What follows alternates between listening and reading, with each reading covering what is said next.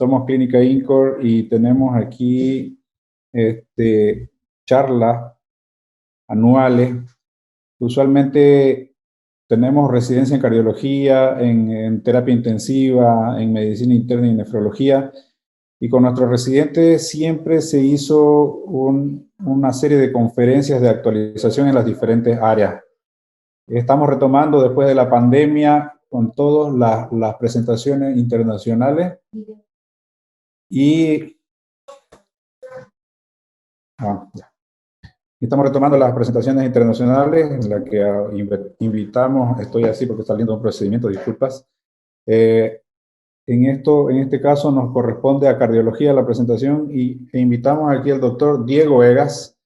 Él es un médico cardiólogo formado por el Instituto Dante Passanese, la especialidad de cardiología, tiene la subespecialidad de estimulación cardíaca artificial también por el Instituto Dante Passanese y tiene la subespecialidad de electrofisiología invasiva por el Hospital del Corazón de Sao Paulo.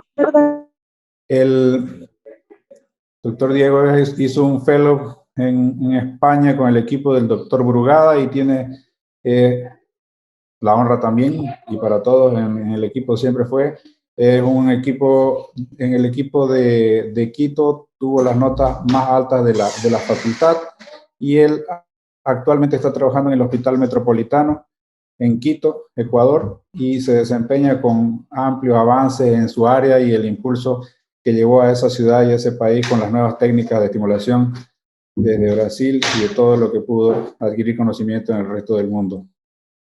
Además de que es un viajero, un amigo y muy excelente profesional. Bienvenido, Diego, a la presentación y gracias por aceptar esta invitación. Muchísimas gracias, Alejandro. Perdón que tutee así. Realmente somos grandes amigos. Un honor estar aquí para poder hacer una presentación de un tema que les va a servir muchísimo, que de hecho creería yo que tiene que ser más difundido, pues puede salvar vidas, sin duda. Mucho gusto, Diego Egas, a las órdenes. Nada de conflictos de interés sobre el tema que vamos a discutir. Y aquí voy a querer hacer hincapié de algo que es muy importante y que es bastante actual. Todos nosotros vimos lo que pasó en Europa, o el jugador danés de pronto se cayó. Es súper interesante decir que este paciente no es el único ni es la rareza. Han habido, y en la investigación, yo me fui a rever en el internet cuántas muertes súbitas de deportistas han habido, y desde 1900 hay un registro tremendamente extenso de futbolistas, de basquetbolistas, de tenistas que han muerto en medio del campo de juego. En este caso, Christian Eriksen tuvo una muerte súbita recuperada y por definición pasa a ser así. ¿Qué vamos a tratar el día de hoy?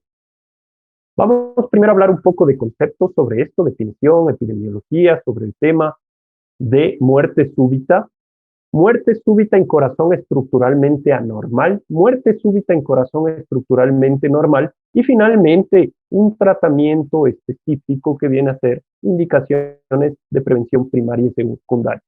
En honor al tiempo vamos avanzando. Con respecto a definiciones, pues lo primero a decir es que esto es parte de un concepto grande en el cual cesa la actividad eléctrica, hay un colapso hemodinámico secundario a que realmente la actividad eléctrica y la actividad mecánica del corazón se para súbitamente. A eso se llama arresto súbito cardíaco. Si es que eso no tuvo intervención y el paciente evolucionó a muerte, eso se llama muerte súbita cardíaca. Es importante manejar los conceptos.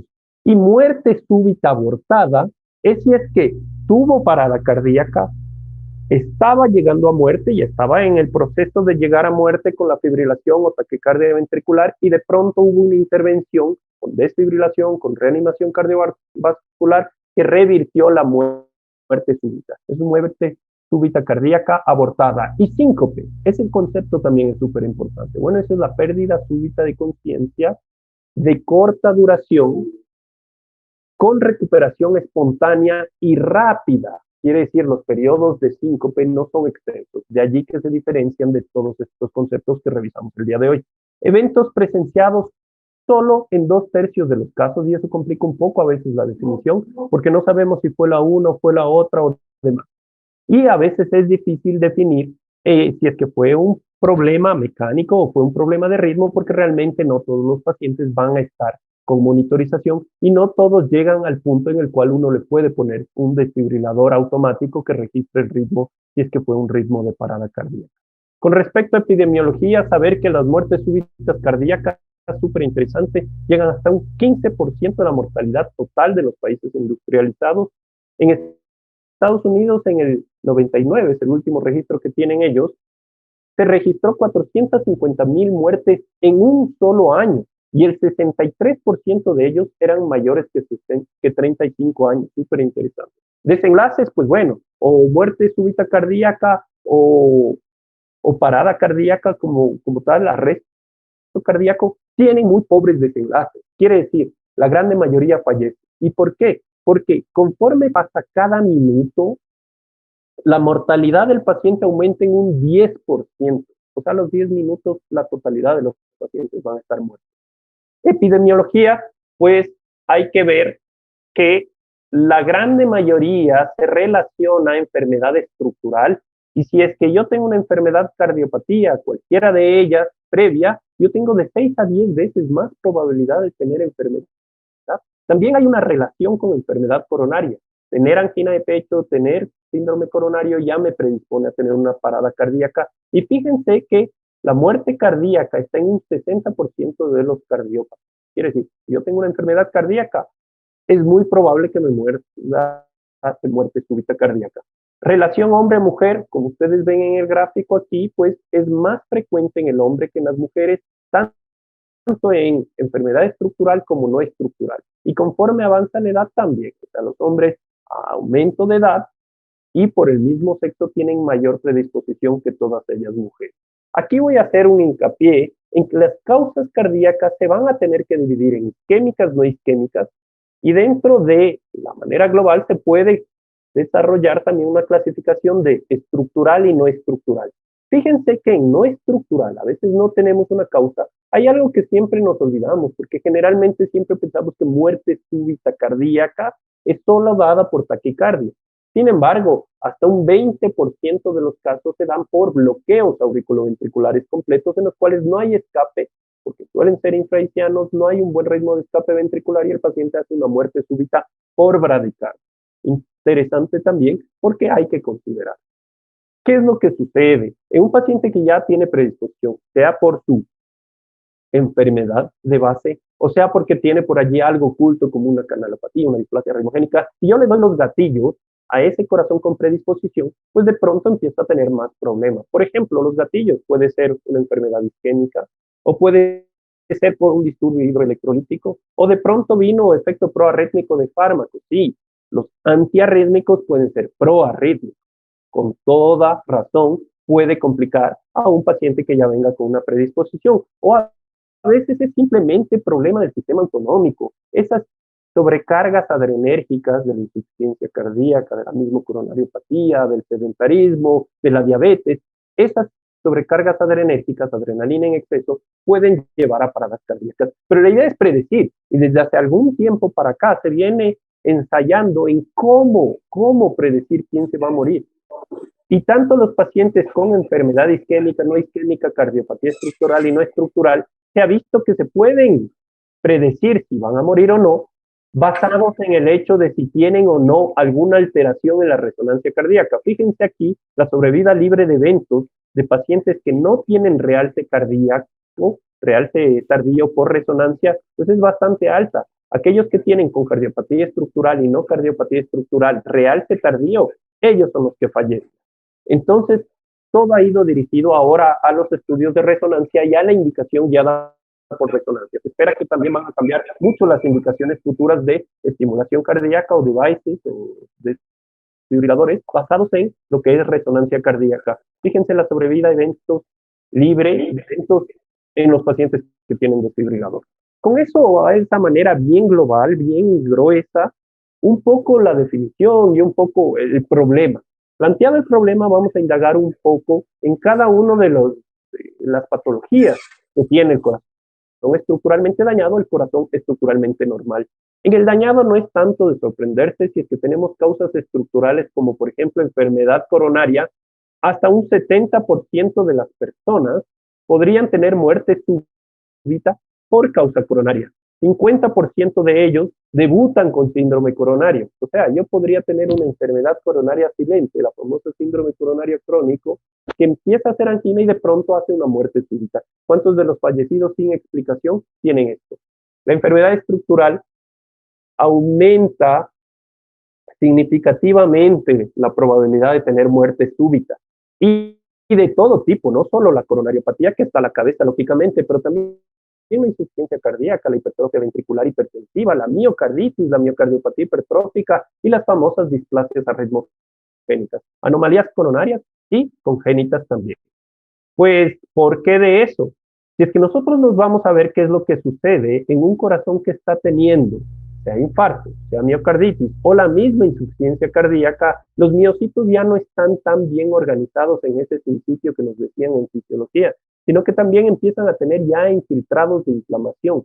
Todo infiltrado de inflamación, en donde sea que esté en un tejido, puede luego evolucionar a depósito de fibrosis, fibroblastos, miocitos ya alterados y se vuelve un tejido cicatricial. Fíjense lo que sucede en una resonancia en estado agudo, previo a un evento, y un paciente que tuvo aquí un evento de inflamación.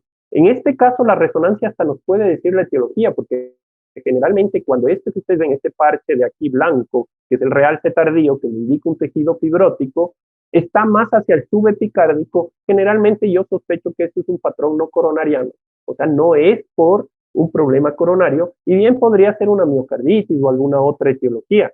Y yo defino no solo la etiología, sino también la percentualidad de fibrosis, qué tan extenso es, porque fibrosis o realce tardío significa cicatriz, y la cicatriz significa evidentemente esto, sitios por donde pueden haber canales que generan disturbio, lo que ustedes ven en el electrocardiograma como un QRS fraccionado. Claro, son canales que de pronto generan una macro reentrada y generan arritmias que pueden llegar a ser letales. O sea, en conclusión, a mayor tejido de fibrosis, aquí sí es subendocárdico, es coronariano totalmente, a mayor fibrosis, viste una resonancia, mayor porcentual de arritmia ventricular y por ende muerte súbita. O sea, tenemos una herramienta ya para poder saber quién se va a morir. Es un paciente, fíjense, un paciente isquémico totalmente, había tenido 2 eventos de infarto, joven, 40 y pocos años, en el cual se vieron todos estos canales que ustedes ven en verde, y nosotros tuvimos que ir, los puntos rojos son aquellas aplicaciones para eliminar. Hicimos una eliminación del substrato arritmogénico y el paciente que pasó de tempestad eléctrica, tenía un desfibrilador, no volvió a tener eventos, básicamente le quitamos el substrato. Y esto se puede guiar por resonancia y se puede guiar por mapeo electroanatómico, que es esta reproducción. Sí, sí se puede, pero también se puede guiar por la clínica. Vamos un poco más allá, lo isquémico, lo de miocarditis es evidente, pero hay otras etiologías que no son muy comunes y que no pensamos muchas veces que nos puedan perjudicar, como por ejemplo esta de aquí. Si ustedes ven, es un corazón que parece un corazón de buey, es un corazón súper ancho en su miocardio. Eso es lo que define miocardiopatía hipertrófica. También se la puede ver en la resonancia, sí, claro, el ancho de la pared, pero también estos parches. Y los parches se volvieron muy famosos porque los parches me indican riesgo también en este etiología. Parche en resonancia significa riesgo de muerte súbita, eso llévenselo. Y también me sirve para ver la etiología o de cómo es, etc. ¿Qué es la miocardiopatía hipertrófica? Es simplemente una expresión, un fenotipo de expresión de una mutación genética, generalmente del parto del sarcómero, que es esa beta-miosina. Esa miosina mutada me lleva a que se acumule un poco más un músculo hipertrófico grande, y cuando supera 15 milímetros en cualquiera de las porciones del ventrículo, sobre todo izquierdo, ya se lo define como hipertrófico. ¿Se puede definir con puntos de corte más bajos? Sí, si es que un familiar haya tenido o mi persona haya tenido un test genético positivo para la mutación, también se puede definir por bajo. ¿Y en qué método tengo que verlo? Pues en ecocardiograma o en resonancia, de acuerdo a las últimas guías, que por cierto son muy recientes, 2020 de la American Heart. ¿Qué es lo que dicen estas guías? Yo puedo pedir ecocardiograma como clase 1 o puedo pedir resonancia también como clase 1. Generalmente cuando los ecos no son conclusivos, se pide resonancia. Y nosotros acá en el Ecuador estamos pidiendo resonancia de cajón a todos los pacientes con miocardiopatía hipertrófica, justamente por la estratificación de riesgo basado en porcentual de realce tardío, porque uno de los pocos grupos bien definidos que aumenta el riesgo es la miocardiopatía hipertrófica, en los cuales por encima del 15% de tejido miocárdico cicatricial en la resonancia hay un alto riesgo de muerte súbita. Y la tomografía también se la puede pedir, pero como clase 2B no es tan recomendado, se podría, pero no nos aporta mucho, porque no es netamente anatomía la hipertrófica, es funcionalidad, es tejido fibrótico. Con respecto a eso, pues tendríamos que saber cuáles son los pacientes que van a hacer muerte súbita. Y para eso, pues bueno, les invito a este algoritmo bastante adecuado. Es muy interesante el hecho de saber que si el paciente ya tuvo un evento previo con diagnóstico de miocardiopatía hipertrófica, no hay a dónde correr. Y esto se los van a llevar para todo el resto de cardiopatías y de enfermedades que vamos a hablar el día de hoy. Ya tuvo evento, ya no se trata de decisión u opción. El paciente tiene obligatoriamente que colocarse un desfibrilador. Y no se olviden que no solo es evento de parada cardíaca recuperada o fibrilación ventricular. Una taquicardia ventricular sostenida, sobre todo si es que comprometió hemodinámicamente, es un evento también a considerarse, necesita desfibrilador. Luego, si es que ya no ha tenido un evento como esos, hay que empezar a valorar los factores de riesgo. Ya tuvo síncope, tiene aneurisma apical, la fracción de eyección está cayendo, tiene factores predisponentes o historia familiar de muerte súbita, ok, se va considerando cada uno de ellos. Los europeos hacen todo esto basado en un score, el score de riesgo de la miocardiopatía hipertrófica, y con eso calculan, les dice si vale la pena desfibrilador, si es recomendable, si es obligatorio, no tiene indicación. Los americanos básicamente lo hacen con manejo algorítmico. Si es que no tuvo nada de estos factores predisponentes con el diagnóstico de hipertrófica, podemos ir a valorar si es que en un Holter o en algún método no invasivo tiene taquicardia ventricular no sostenida. Si es que la tiene, hay que ver si es que es joven o si es que es adulto. Y de acuerdo a eso, pues, va la indicación para el desfibrilador. Y por último, si nada es conclusivo, ahí viene la resonancia, por primera vez se lo está considerando. Si es que tiene realce tardío en la resonancia, se puede poner desfibrilador. Si es que no lo tiene, pues, no está indicado desfibrilador. O sea, sí sirve la resonancia también. Recuerden el punto del corte también. Luego vamos a hablar de esta que es la miocardiopatía ritmogénica o cardiomiopatía ritmogénica. Es la que antes se solía llamar displasia ritmogénica de ventrículo derecho. Nos dimos en algún punto de la medicina cuenta que no le atinamos en nada de ese nombre, esa denominación, porque resulta que primero no es una displasia, es una cardiomiopatía, no necesariamente las células son displásicas, es un reemplazo, ya vamos a hablar de ese tejido. Arritmogénica, bueno, en esto sí latinamos. De ventrículo derecho, no es de ventrículo derecho, porque muchos de ellos comprometen el ventrículo izquierdo también. Es frecuente que el ventrículo derecho sea el primero acometido, sí, pero no es el único. Entonces no estábamos equivocando. Fíjense en este tejido miocárdico como aquí hay estos parches que ya no es netamente solo fibrosis, también es fibrosis y grasa. En vez de tener músculo, tengo grasa.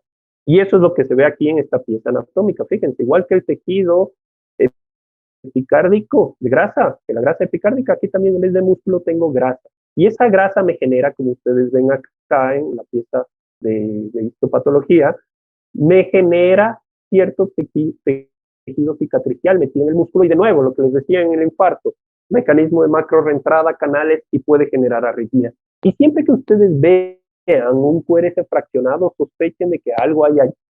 Fibrosis puede ser una causa, o como en este caso, depósito fibro graso. Y eso genera esa famosa onda épsilon. Y esa onda épsilon es un predictor también de muerte súbita. Todo QRS fraccionado es predictor de muerte súbita. Cuando yo cojo un paciente con brugada y tiene rama ascendente fraccionada, predictor de muerte súbita, mayor riesgo.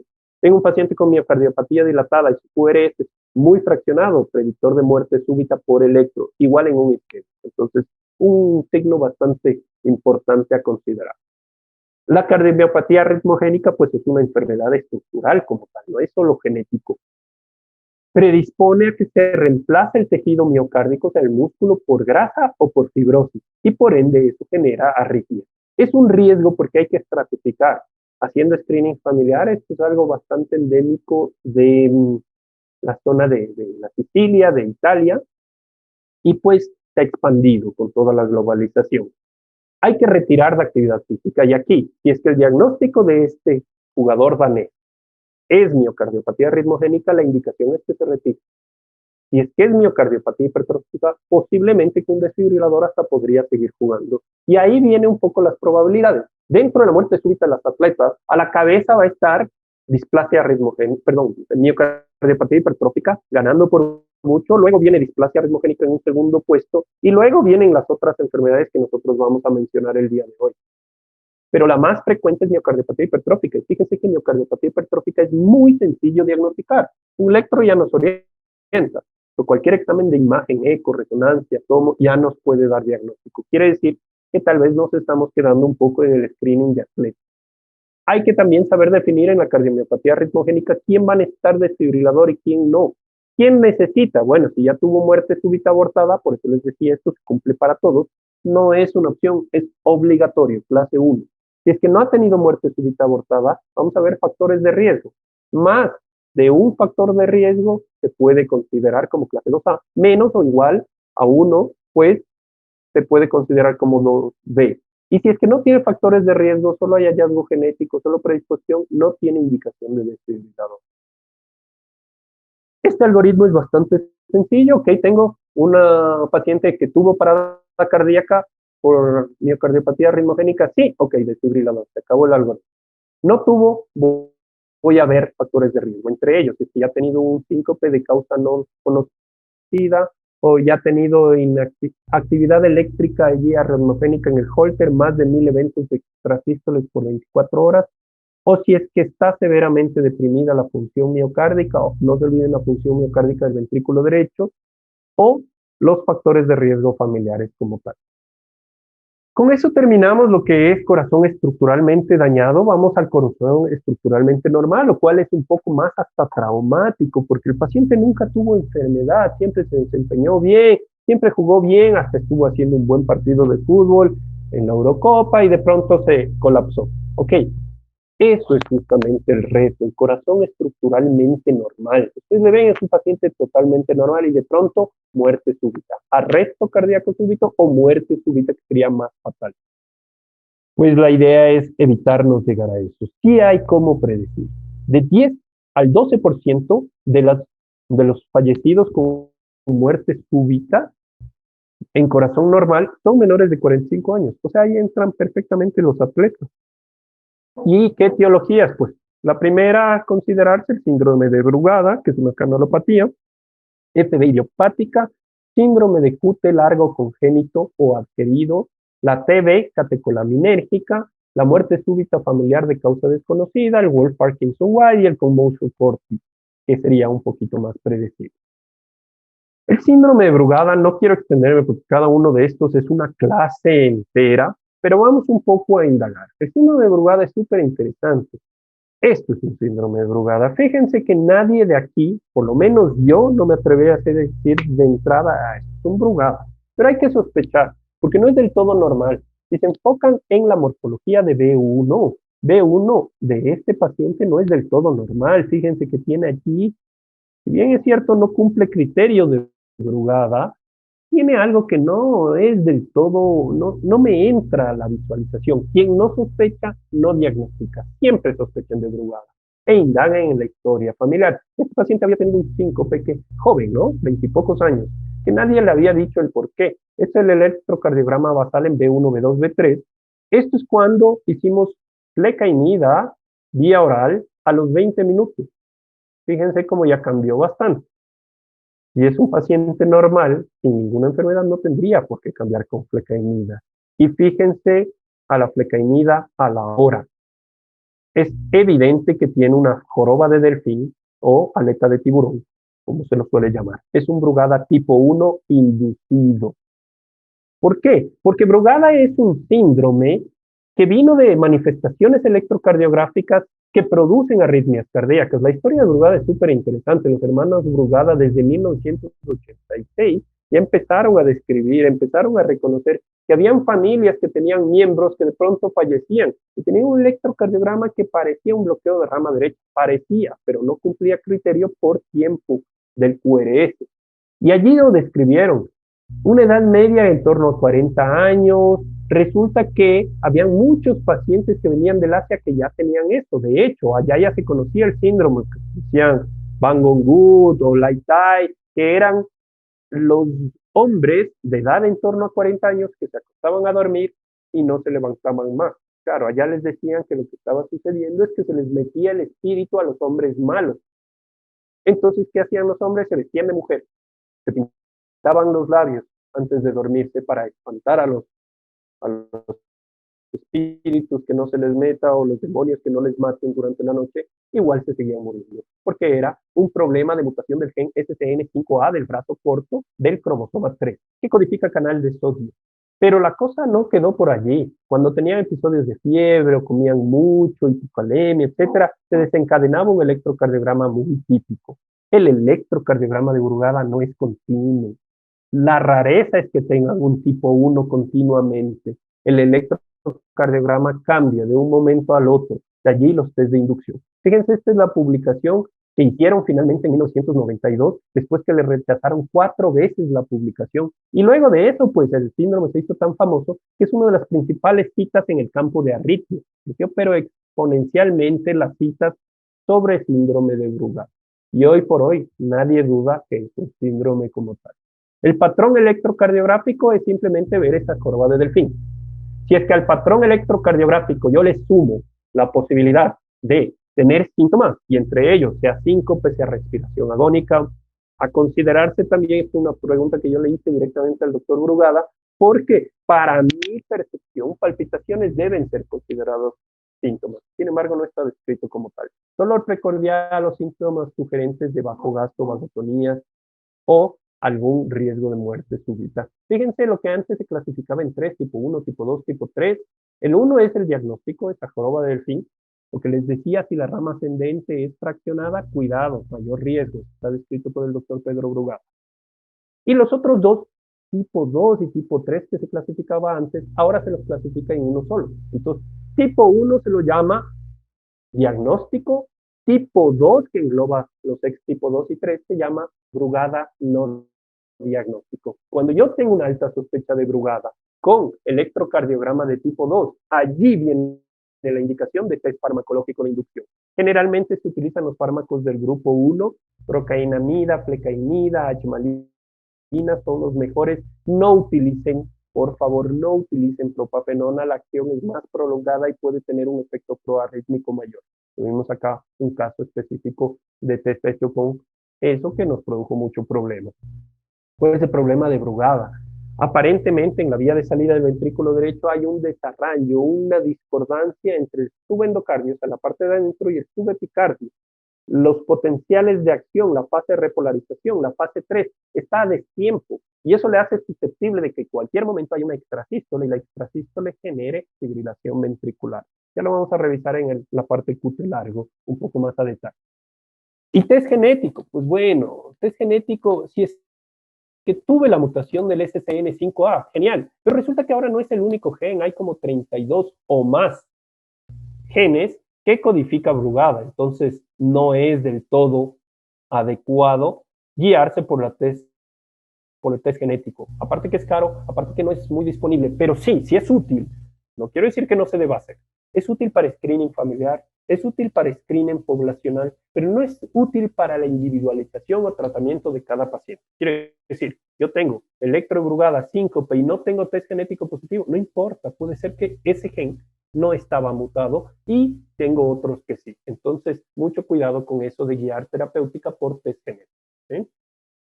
¿Qué es lo que se hace ahora si es que ya le puse un desfibrilador o el paciente no quiere ponerse o ha tenido muchas terapias o muchas arritmias? Se puede buscar la ablación de Brugada. Lo que les decía, en la vía de salida se ha visto estos potenciales patológicos muy fragmentados, muy duraderos. Yo voy con un catéter por vía epicárdica y todos estos lugares los empiezo a ablacionar y fíjense cómo pasa del lado derecho el B al lado izquierdo el A perder esos potenciales. Se organizan un poco mejor, se vuelven más cortos y el patrón de Brugada que ustedes ven aquí en el A, que era un tipo 1, pasa a ser un patrón tipo 2 no diagnóstico o prácticamente normal en el seguimiento. Esto empezó el grupo del doctor Joseph Brugada y pues ha ido bastante bien, pero todavía no está en indicación de guía. Esperamos que a futuro sí, conforme vayan creciendo el número de pacientes.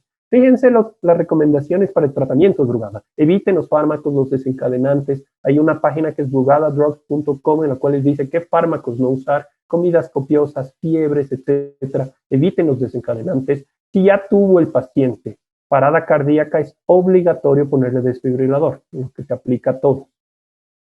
Si es que el paciente está en riesgo con tipo 1 espontáneo y por ahí tiene como que sintomatología un poco dudosa, el desfibrilador es una opción. Si es que el paciente se niega a desfibrilador, la opción es usar quinidina.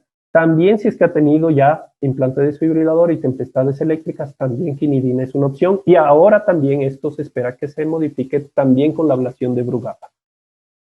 Finalmente, cuando nosotros queremos estratificar al paciente, y aquí es algo que dicen los doctores Brugada, estas guías se hicieron sin preguntarles, porque ellos sugieren a todo paciente con sospecha de Brugada o con Brugada espontánea o Brugada inducido que no ha tenido arritmia, se le ingrese a un estudio electrofisiológico, porque el valor predictivo negativo de un estudio electrofisiológico tiene que ser considerado. Y el valor predictivo positivo, o sea, si es que yo induzco fácilmente una FB, yo no voy a dudar ponerle un desfibrilador. Tener mucho cuidado con estos pacientes. Entonces ellos dicen, hicieron la guía, pusieron como 2B, pero realmente en su práctica clínica ellos a todo mundo indican estudio electrofisiológico para estabilidad ventricular. Y sinceramente yo hago lo mismo, estoy muy de acuerdo, independiente que no esté en la guía, porque esas solo son guías, no son obligaciones. QT largo. El QT largo también hay que tener cuidado con los factores de riesgo. Hay que saberlo diagnosticar a tiempo porque este sí puede producir una arritmia tremendamente inestable que es la famosa torcida de puntas. Puede ser congénito, puede ser adquirido, puede ser por fármacos, puede ser hasta por analgésicos, broncodilatadores y nos produce esto como una serpentina. Cuidado con eso. ¿Y por qué sucede? Bueno, el QT largo se puede manifestar de entrada con muerte súbita o síncope o arresto cardíaco, muerte súbita recuperada. Siempre que se tenga un QRS prolongado por encima de los puntos de corte, recordemos 440 en hombres, 450 en niños, 460 en mujeres, ya sugiere, pero si es que el QT corregido es por encima de 500, eso ya es muy subjetivo, eso ya es muy probable. Y para no ser subjetivo se utiliza este que es el score de Schwartz. El score de Schwartz nos dice objetivamente, sí, efectivamente, es un paciente con QT largo, hay que ir atrás. Hay 3 tipos bien definidos, de hecho hay muchos más, ya vienen los Timothy y demás, que son las rarezas, pero estos son los más definidos, los más comunes. Mutación de canal de potasio, mutación de canal de sodio. Tipo 1, tipo 2, tipo 3. El tipo 1 generalmente está bastante difundido antes que los otros, se desencadena con ejercicio. El tipo 2 más con actitudes emocionales, con traumas psicológicos. Y el tipo 3, a diferencia de los 2 previos, que es más adrenérgico, esto es en reposo, durante el sueño. El tipo 1, lo ven así ustedes, un poco prolongado y con ascenso rápido, bien puntiagudo de la T. El tipo 2 es más aplanado durante todo el trayecto de la T. Y el tipo 3 es aplanado y se eleva bien al final nada más. Tipo 1, tipo 2 y tipo 3, como les decía, cada uno tiene su causa principal de desencadenamiento de las arritmias, ejercicio, o sea, las emociones, o en el tipo 3, el sueño como tal. Genética, pues ni voy a indagar porque también es extremadamente grande. Aquí tiene mucho la mutación del canal de potasio y también hay descripciones de genes del canal de sodio y los diferentes tipos.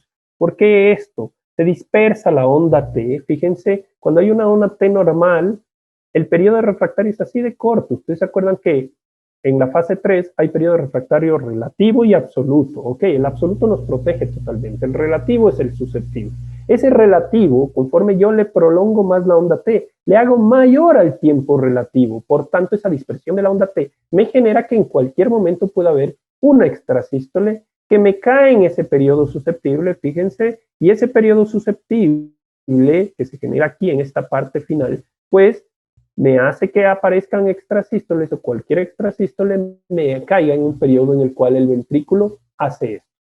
corto, largo, corto, y de pronto cae una R sobre una T y fibrila el paciente de una manera que parecen serpentinas, haciendo la famosa torcida de punta. Si yo detecto un paciente con QRS prolongado, perdón, aquí, con QRS muy prolongado y que tiene un score de riesgo mayor que 3, ya el diagnóstico está hecho. Y si es que el paciente ha tenido parada cardíaca, muerte súbita recuperada, ok, desfibrilador, sin duda.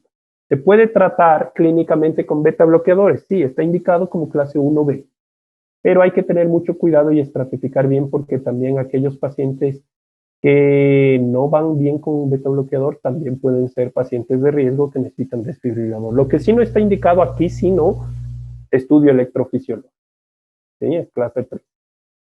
TV catecolaminérgica, ya vamos adelantando. Solo fíjense, súper interesante prueba ergométrica un paciente joven. Empezó así, todo normal. Si yo veía solo el electroreposo, esto era normal.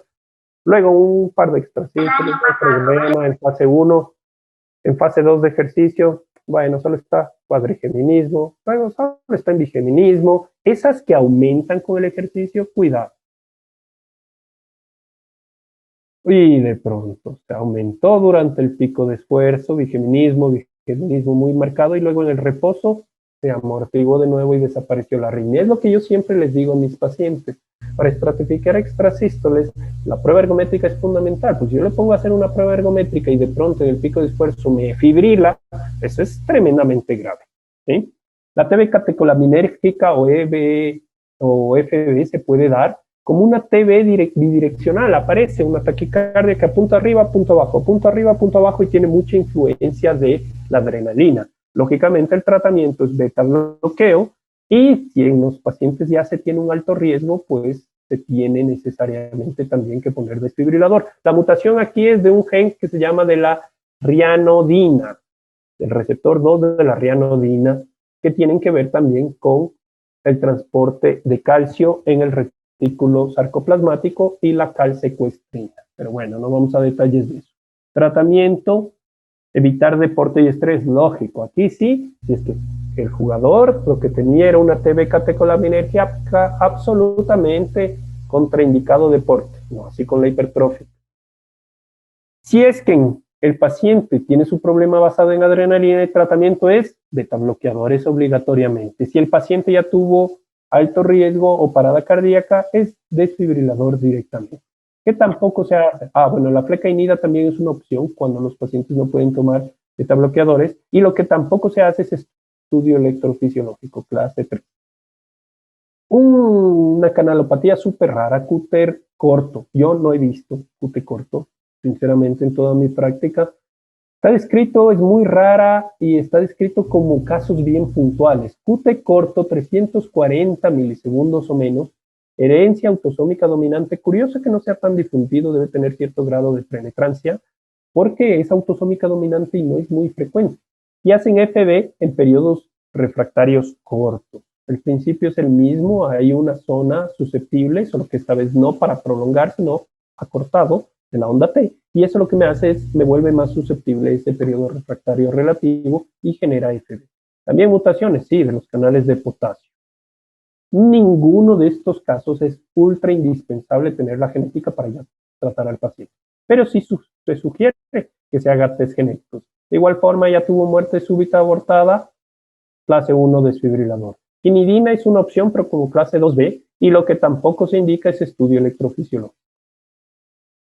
Uno que siempre nos olvidamos y que siempre creemos que es normal y todo bien, eso es de deportistas, bueno, se llama síndrome de repolarización precoz. Quizá Alejandro se va a acordar, pero nosotros tuvimos un caso allá en Brasil de un paciente que internó para estudiar un síncope. Y en medio del tiempo que estaba en la hospitalización, nos hizo 42 paradas cardíacas. Y el paciente lo único que tenía era un electro parecido a esto, una repolarización precoz. Y en la repolarización precoz, cuando entra el QRS, hay ese famoso notch, hace un poquito de fraccionamiento. Y es el paciente con repolarización precoz difusa. Y de pronto había tenido una muerte súbita en un familiar. Entonces ya no es del todo normal. Y de pronto el paciente, al analizarle, sí tenía una repolarización con notch precoz.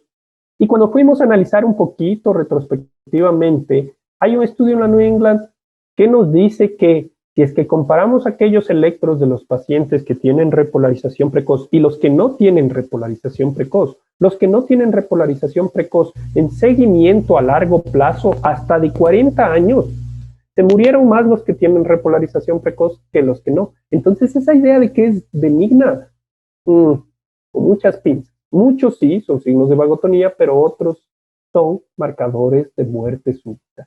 Fíjense en este paciente, el paciente tenía repolarización precoz, de pronto R sobre T, de pronto FB, 42 shocks. Y resulta que cuando el paciente se le abordó, se le puso marcapaso para aumentar la frecuencia, se le abordó con todo antiarrítmico, vía central, etc. Resulta que después se infectó por tanto abordaje, que vía central, que esto, que el otro, hizo fiebre, y al hacer fiebre, esa repolarización precoz pasó a ser brugada. Recuerden que con fiebre se puede desencadenar brugada. Y es porque muchos de las canalopatías tienen genes compartidos. Fíjense, el QT largo con brugada, o por allí los genes de repolarización precoz con brugada, QT largo, la miocardiopatía dilatada idiopática. Entonces, a veces se puede compartir ese test. ¿Cuándo nosotros tenemos que probar o no los test genéticos? Bueno, en QT largo es súper útil. Y de ahí va disminuyendo la utilidad. Les decía que en brugada es más para estudios epidemiológicos o de familia, pero para el manejo clínico no. Y en donde no está demostrado test genético o una utilidad es en el síndrome de repolarización precoz maligna. En el resto se puede considerar en todos y es muy, muy indispensable en el QT largo. Es un resumen de todas las canaropatías que hemos hablado y sus tratamientos. Con eso concluimos todo lo que es corazón estructuralmente normal, estructuralmente dañado, los conceptos, y vamos finalmente a un par de palabras sobre tratamiento, y aquí no puedo dejar de pensar cómo ha evolucionado la estimulación cardíaca, porque eso que antes era solo un marcapacito, ahora ya no es solo un marcapacito, es un desfibrilador o un desfibrilador con resincro. Desfibrilador ya evolucionó mucho porque el marcapaso sirve solo para bradicardia. El desfibrilador sirve para bradicardia y taquicardia. Y el desfibrilador con resincronizador sirve para bradicardia, para taquicardia y para insuficiencia cardíaca. O sea, tenemos cosas extremadamente avanzadas hoy por hoy. Pero fíjense cómo empezó. Empezaba con un dispositivo que con una aguja de este tamaño, como ven aquí, es el famoso marcapaso de Hyman, se funcionaba, literal, se le pinchaba el corazón al paciente y se le daba con esta manivela. En cuanto yo le daba manivela, estaba estimulando, el paciente tenía sus latidos. Me cansaba de dar manivela y lógicamente no era tan efectivo el marcapaso. Luego evolucionaron, años 1958, vean el tamaño del marcapaso externo, este se conectaba a la pared, se iba la luz, desenlaces fatales. Estos tres suecos sí revolucionaron, Sein, Elmix y Larsson. Hicieron el primer implante de marcapaso. Verdad o cierto, pero nos contaban que en Brasil la historia era parecida. Se utilizaba una especie de latas de betún, se le ponía dentro el circuito de marcapaso y se le cubría con resina. Y a eso se le conectaba un cable que tenga buena resistencia y que pueda movilizarse y que conduzca bien la electricidad. Algo parecido a las cuerdas de guitarra, como ustedes ven aquí. Y ese fue el marcapaso que se le implantó a este pacientito que tenía bloqueo auriculoventricular total. Resulta que el paciente en el transcurso de ese marcapaso duró como unos pocos días, unas pocas horas. Luego tuvo como unos 50 marcapasos implantados durante un periodo de más de 30 años. El paciente murió muchos años después, no por problema cardíaco, falleció por cáncer, tanta radiación, yo supongo. Pero de todas formas, nos dice que el marcapaso es una terapia efectiva. Y ahora tenemos los marcapasos que nos cambian de esto, una fibrilación ventricular, a de pronto detectar, saber reconocer si efectivamente es, y si realmente lo es, vamos a pasar de algo así a un ritmo normal. De esto, con un choque, a esto que ya está más organizadito. En pacientes de riesgo hay que saberlo detectar, porque los extremos de frecuencia cardíaca bajan tremendamente el gasto cardíaco, como ven ustedes en este gráfico. Y eso ya estuvo demostrado en muchos estudios, solo les traje este icónico, que es el estudio SCD-HEP, en el cual se comparó. Ok, yo tengo arritmia ventricular en un paciente con corazón estructuralmente normal. isquémico y no isquémico, normal y no normal, pero con riesgo. Y en esos pacientes les voy a poner un placebo, amiodarona o CDI. Y vamos a ver qué obtuvieron. Un seguimiento de 5 años, un buen número de pacientes, total de pacientes, nos demostró que, fíjense, bueno, un grande número de pacientes nos dieron un grande número de eventos. Y en los eventos se tuvo una mortalidad menor con respecto a placebo y amiodarona. Entre ellos no tuvieron diferencia estadísticamente significativa en la comparación placebo-amiodarona. Pero cuando yo comparé placebo versus desfibrilador o amiodarona versus desfibrilador, sí hubo una reducción importante del riesgo estadísticamente significativo a favor del desfibrilador. Prácticamente un 20%, 21% de reducción de riesgo a favor del desfibrilador en el seguimiento de los 5 años. O sea, darle amiodarona no le va a disminuir la mortalidad. Y existen ahora opciones de desfibrilador, los famosos DEA, que son los automáticos externos, pero ya la solución definitiva tenemos los epicárdicos, los transvenosos y los subcutáneos. Cada uno tiene sus ventajas. Transvenoso, por ejemplo, desfibrila efectivamente, puede dar pacing de backup porque no solamente se revierte una arritmia dando choque, también se le puede acelerar, hacer lo que llama un overdrive y suspender súbitamente. Con eso va bastante bien. Ahora han evolucionado tanto que los algoritmos de detección discriminan varias cosas e inclusive puede hacer una discriminación basado en el point care de Lorentz que utilizamos nosotros para variabilidad de frecuencia cardíaca. Bueno, ahora lo van a utilizar para saber si es efectivamente una arritmia, que es un poquito más regular, o si es una arritmia de tipo fibrilación auricular, o sea, si es arritmia ventricular o si es FA. Y esto nos sabe discriminar bastante bien. Es un algoritmo que trae de la Medtronic bastante interesante de los nuevos dispositivos. El CDI subcutáneo, ¿a qué se refiere? Pues se refiere a este dispositivo de desfibrilador que no necesariamente tiene que entrar al tórax.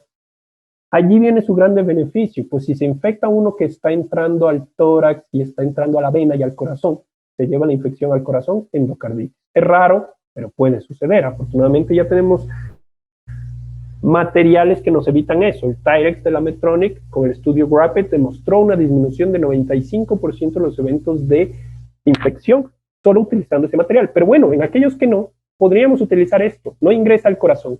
Pero es más o menos como cuando ustedes ponen los parches para desfibrilador externo. El uno queda aquí, cercano al ápex, la pared lateral, medio clavicular, y el otro quedaría acá. Y ustedes dan el choque entre los dos. Es el mismo principio. Se pone en un electrodo para esternal y el otro electrodo aquí en la pared lateral, y con esto se cierra un triángulo de choque que le va a desfibrilar al paciente.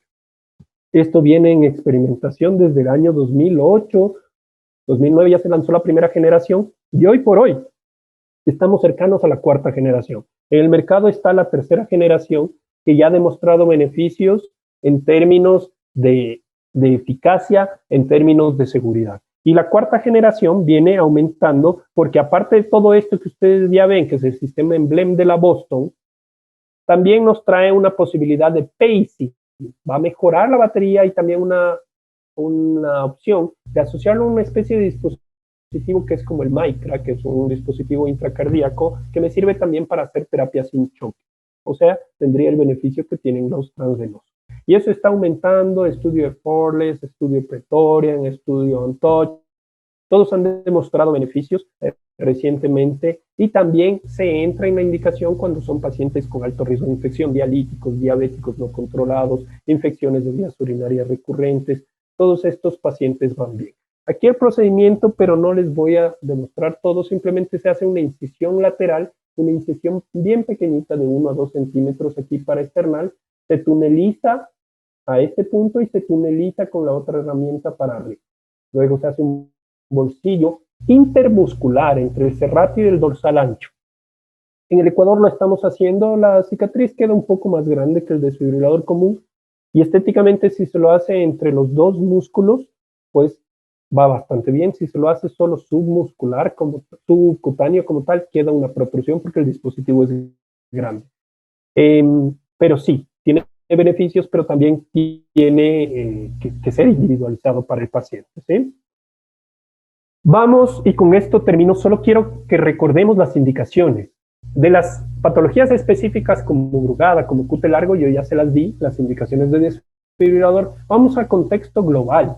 Aquí se va a tener que ver el paciente si es que tiene fracción de eyección menos de 40%, entra en el criterio de paciente con riesgo. Si es que es un paciente con menos de 40% y que tuvo coronariopatía, si es un evento agudo, yo tengo que esperarme el evento agudo. Infarto más de 40 días o revascularización más de 90 días. Y ahí yo tengo que optimizar en ese tiempo la terapéutica. Claro, es un algoritmo gringo, entonces ellos van a tener lo que se llama un live vest, le ponen un chaleco de desfibrilador hasta que lleguen los 90 días. Acá en Ecuador, y asumo que en Bolivia, no lo tenemos. Entonces esos 90 días es un riesgo, por lo cual, y fíjense cómo se lavaron las manos los gringuitos, no se contempla indicación para el estudio electrofisiológico, pero es una opción en el algoritmo. Es que yo veo al paciente, no, mire, está a una semana del infarto agudo, pero me está haciendo tremenda cantidad de arritmia. No está mal hacerle un estudio electrofisiológico y si me induce, va a desfibrilador como obligatorio. Si es que el paciente no está en evento agudo, no tiene fracción de eyección a esa porcentual con cardiopatía isquémica, yo voy a estratificar de acuerdo a la clase funcional de New York Heart Association y de acuerdo a la fracción de eyección. Fracciones de eyección muy baja con clase 1, con clase funcional 1, va a indicación de desfibrilador. Cuando tiene menos de 35%, clase 2 o 3, va a desfibrilador. Eso se llama prevención primaria, porque tiene riesgo. Si ese ventrículo está tan baja la fracción de eyección, es porque tiene fibrosis. Si es menos de 40%, ahí yo puedo inducir en estudio electrofisiológico. Indujo, va a desfibrilador. No me indujo, no va a desfibrilador. ¿Sí? Terapia médica optimizada. Y allí se va individualizando los procesos. Si es que es clase 4, ya no tiene mucha perspectiva de vida, se puede contraindicar el desfibrilador, ahí se tiene que hacer cálculos objetivos, y si es que esta perspectiva de vida es más de un año, sí se puede considerar como tal, en fracción de eyección menos de 40%. Cuando es prevención primaria, es justamente ese el enfoque, cuidado con el tiempo de la isquemia, y cuando es prevención secundaria, ahí es más fácil, entra más o menos en lo que decíamos arriba. Tuvo muerte súbita recuperada, desfibrilador. Tuvo muerte súbita recuperada, pero con causa reversible, por ejemplo, tiene isquemia para revascularizar. Primero le revascularizo, ahí entro en esto de observar 40 días, etcétera. Ok, perfecto. Estudio electrofisiológico también nos puede ayudar. Si el paciente solo tuvo síncope y tiene fracción de eyección disminuida, menos de 35, va a desfibrilador. Síncope con fracción de eyección desfibrilador.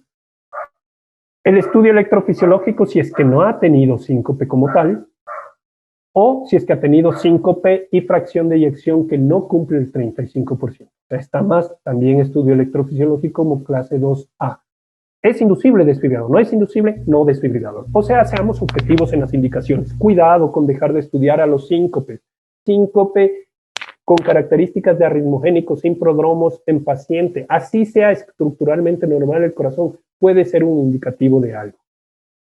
Finalmente, les voy a básicamente decir lo siguiente. Para llevar a casa muerte súbita, arresto cardíaco súbito o síncope deben ser considerados y valorados. Los pacientes con cardiopatía como tal, cualquiera de ellas, así sea una simple hipertensión, ya tienen mayor riesgo, cuidado con ellos. Los que no tienen enfermedades cardíacas tampoco están exentos de no tener ningún problema. La muerte cardíaca sí se puede dar y hay que estar atentos porque muchos de ellos se salvan la vida si le ponemos un desfibrilador. Y cada vez que implantamos un desfibrilador es queriendo que nunca lo use, pero puede ser que le salve su vida. Entonces, una terapia que tiene que dar. Desfibrilador ha demostrado ser seguro y necesario en los pacientes correctamente seleccionados. Por encima de toda guía está criterio médico. Eso es importante saber porque yo no voy a esperar los 90 días hasta que se me muera el paciente. Me meto un estudio electrofisiológico y lo hago, porque por encima de toda guía no son recetas de cocina, son orientaciones. Está la seguridad y vida del paciente. Muchísimas gracias. Es un honor. Este es nuestro equipo de trabajo. Recientemente dimos pasos gigantes. Hicimos el primer marcapaso leadless del tamaño de una cápsula, el Micra, aquí en el Ecuador. Un orgullo y estamos a disposición para cualquier pregunta. Muchísimas gracias. Muchísimas gracias, Diego. Como siempre, una clase bastante práctica. correcta, guía y concisa. Vamos a esperar las preguntas del auditorio digital, virtual. Si tienen alguna pregunta, mientras preguntan, preparan una pregunta, háblanos, por favor, sobre, vimos, por ejemplo, empezó la presentación de muerte súbita cardíaca con un atleta. ¿Qué pruebas podríamos hacer a los atletas que compiten de alto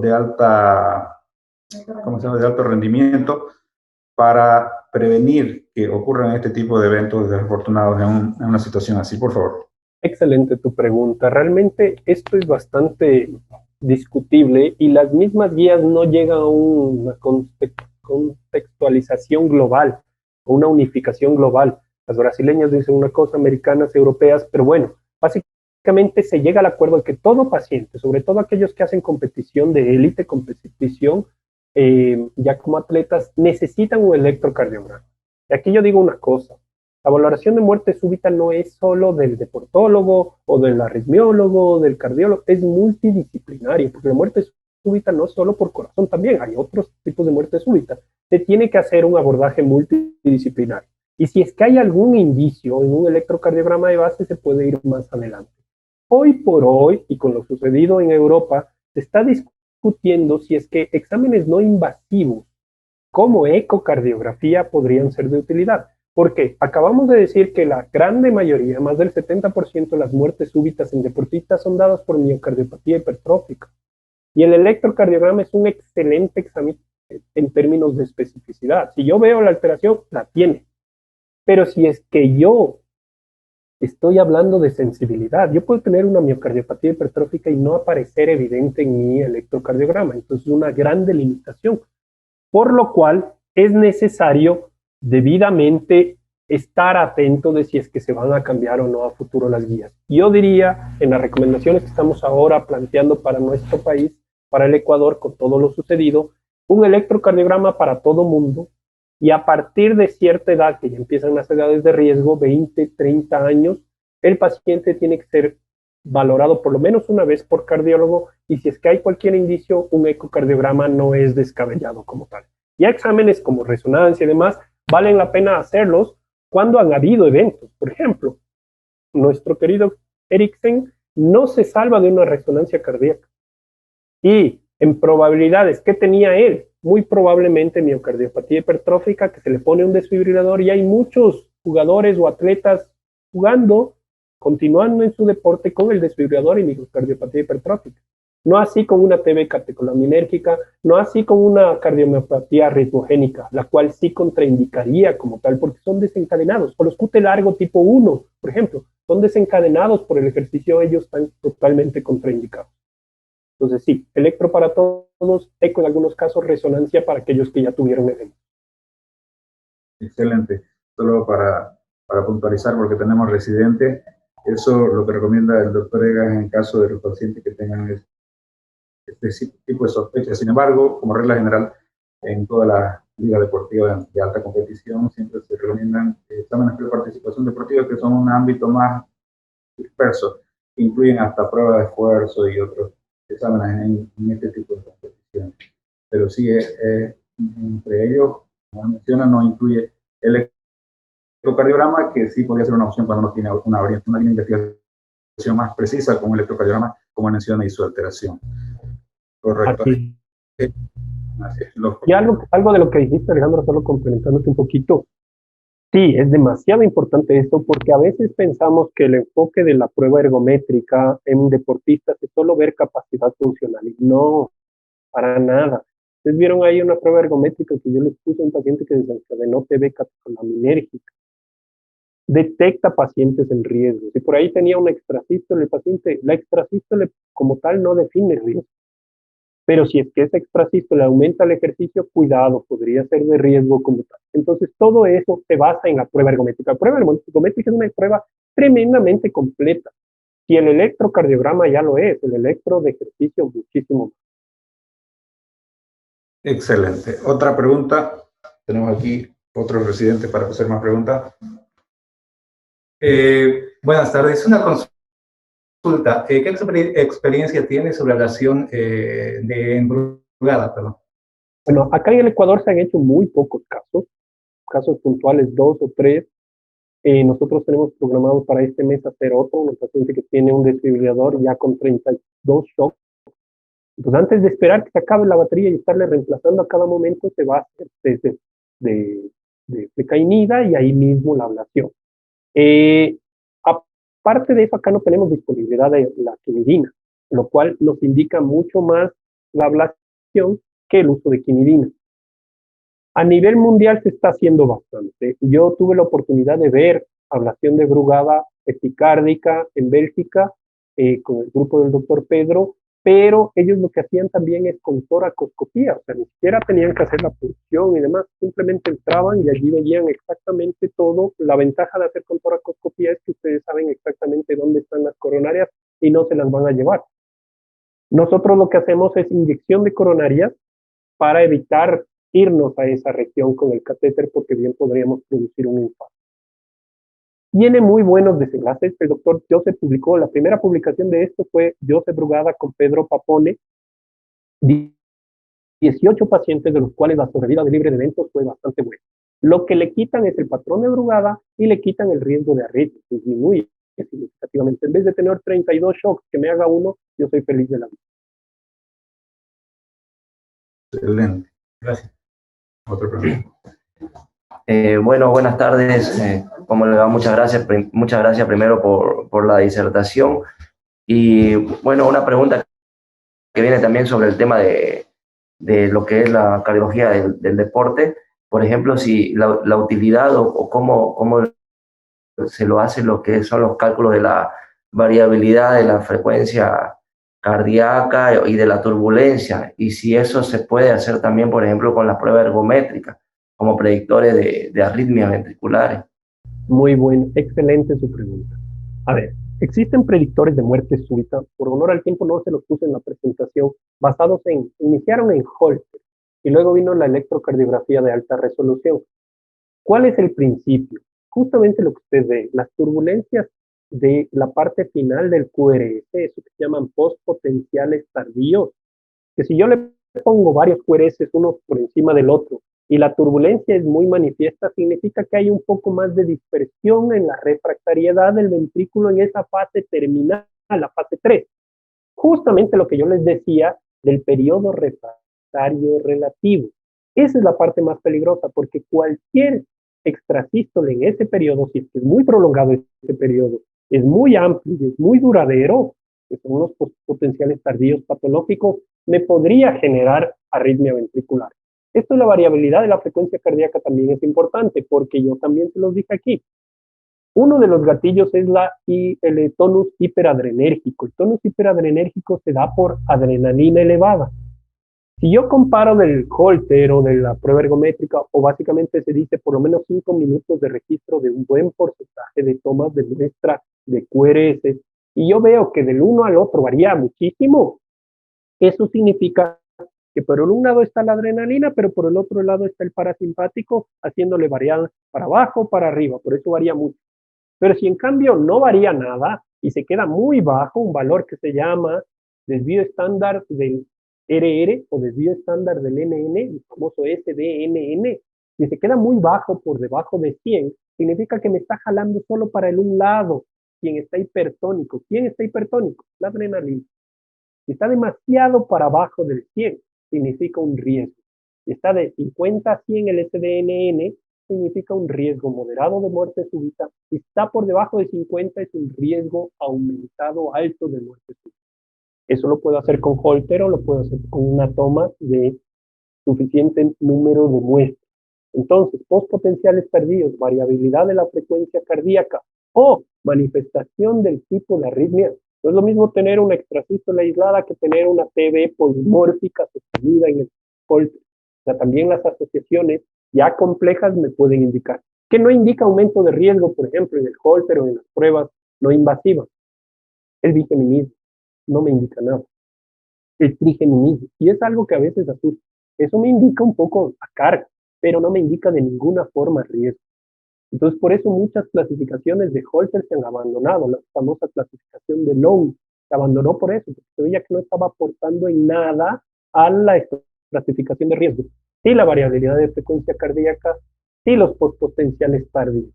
Y es algo que se usa mucho, sobre todo en una etiología. Los postpotenciales tardíos está absolutamente documentado como un buen método para estratificación de muerte súbita en isquémicos y en pacientes con cardiomiopatía ritmogénica.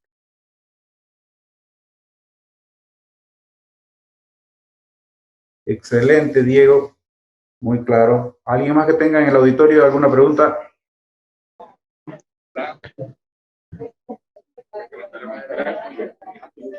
Aló, buenas tardes. Sí, muy buenas tardes. ¿Cómo le va, doctor Diego? Mucho gusto. Doctor Torres de Yacuiba, Bolivia.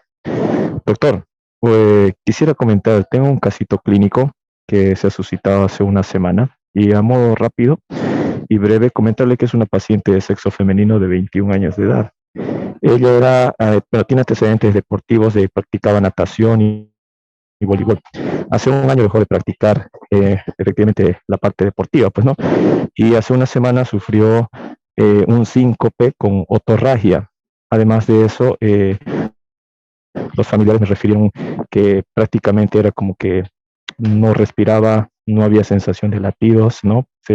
Porque se apoyaron en el pecho, lo que me refirieron, y que no había sonido cardíaco. Entonces, en ese momento, la persona que estaba ahí auxiliando le dio unos golpes y hasta que llegue el personal de salud, pues llegaron, le hicieron un electrocardiograma y salió con un infarto agudo de miocardio con elevación del segmento ST.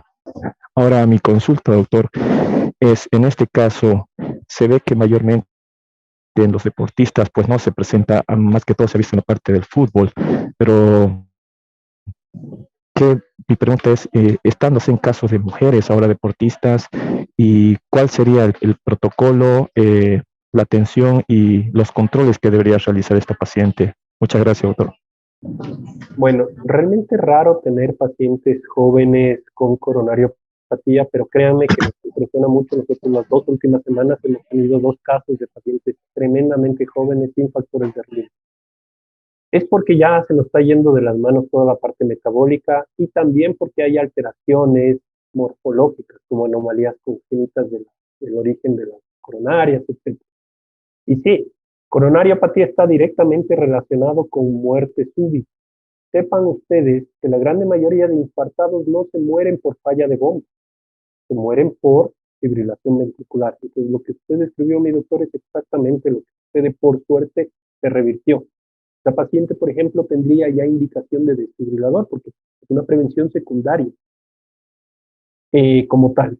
Y es que realmente se documentó que lo que estaba teniendo era una parada cardíaca por fibrilación ventricular o taquicardia ventricular sin pulso. ¿Qué se tiene que hacer de screening? Pues esa es difícil pregunta porque nosotros esperamos que si le hacemos un electro de base está normal, le hacemos una prueba de esfuerzo y sale normal, nos quedamos tranquilos. Pero el problema es la limitación de los métodos. Ojalá pudiésemos a todos hacer una tomografía coronaria, a todos hacer una resonancia, a todos un ecocardiograma, pero realmente eso es irreal, no se lo hace.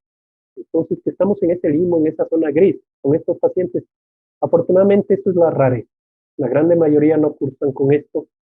Sí, de nuevo vamos a reforzar el hecho de orientar a que todo paciente debe tener un electrocardiograma si está en práctica de ejercicio físico regular o competitivo, todos deben tener. Y en la medida de lo posible, pues, si hay cualquier indicio de riesgo familiar o muerte súbita o síncope no explicado, hay que ir más a fondo.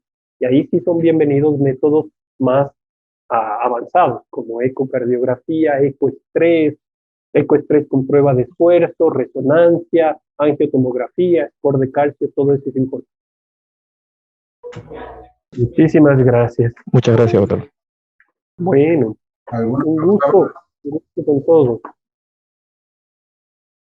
Se acabaron las preguntas. Muchas gracias, Alejandro. Excelente. Muchas gracias, Diego.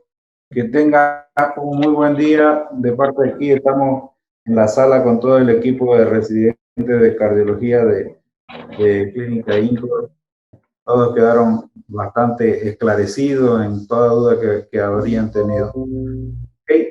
Y gracias por la disposición para nosotros, que es muy probable que vamos a seguir insistiendo en algunos otros temas, porque la forma de la explicación que tú tienes, que siempre fue así, es muy buena y eso deja que todos puedan liberar sus dudas. Y sobre todo que eres muy accesible. Muchas gracias, Diego. Muchas gracias también, Alejandro, y te comprometo en frente de todos, también te vamos a hacer una invitación porque en Ecuador también queremos aprender de usted. Y muchísimas gracias, un honor a todos, colegas. Saludos, gracias. Buenas tardes. Chao, chao.